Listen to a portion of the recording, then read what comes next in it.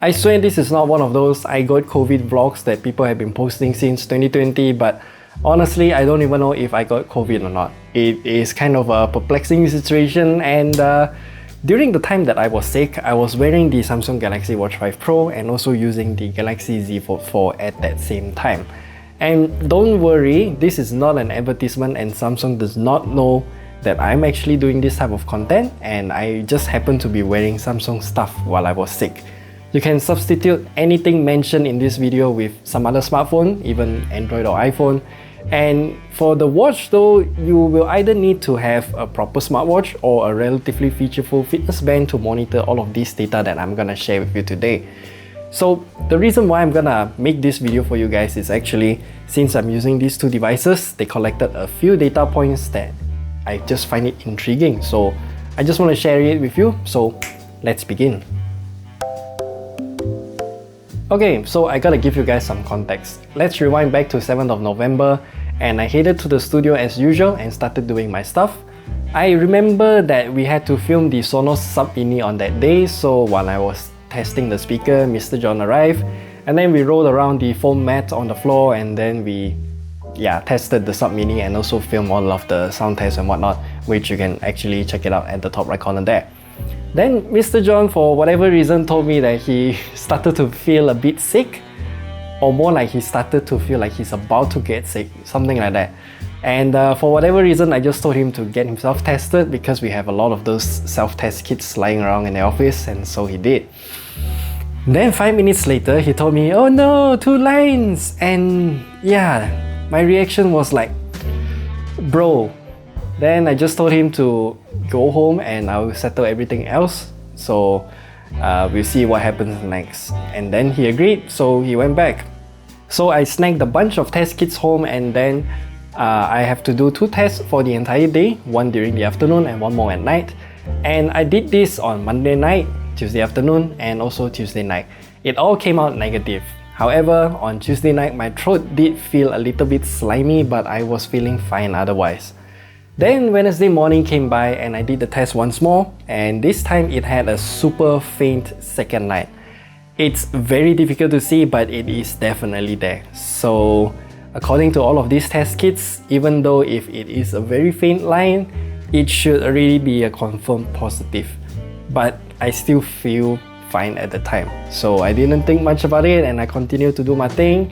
Then on Wednesday night, I tested again, and what the heck, the second line just disappeared. Then I thought to myself, wow, what a jolly good time. I watched a couple more YouTube videos, played some games, and then I headed to sleep. And that was the time that I started to feel a little bit lightheaded and things started feeling weird. I couldn't sleep at night, a high fever came along, and along with that, I got the full combo of diseases. Let's just say that it wasn't a jolly good time at all. By the way, at the night of 15th November, my sense of smell had disappeared completely. So let's analyze the data collected. For the first few days of being sick, the fever literally took over my body and I just couldn't stay awake for more than an hour at a time. So here's the amount of hours that I slept during those days.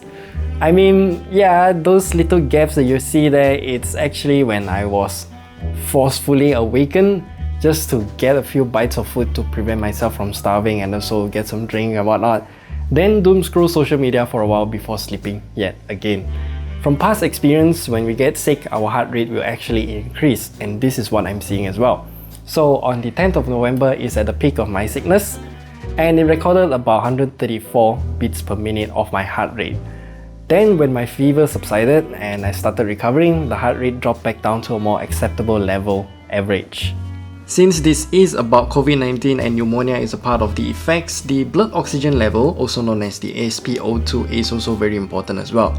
So the Samsung Galaxy Watch 5 Pro is able to detect that, and luckily my SpO2 level is still okay. And by okay, I mean is that above 95% most of the time when I'm awake, and when you're asleep your SpO2 drops, and that is perfectly fine. However, what I wish to see is some sort of temperature detection to tell me that I'm about to get sick or something. Because you see, the latest generation of the Galaxy Watch 5 and the Galaxy Watch 5 Pro has a skin temperature sensor at the back of the watch beside the biosensor cluster at the center. This sensor could have provided some extra information and it would have been extremely useful since I got a high fever at about 38 degrees Celsius during its peak, and that was 100% not a jolly good time at all. And so this marks the end of my sickness, at least for now.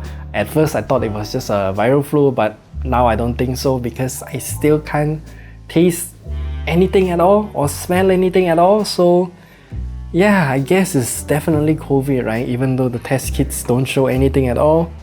But yeah, I hope this video, even though it's more like a ramble, kind of offers you some insight of how all of these devices can help us track how we use our devices and also track our health in the meantime, and we can draw some trend or data line to predict our behavior more like. So if you want to make changes to your lifestyle, maybe all of this data can help you as well. So yay!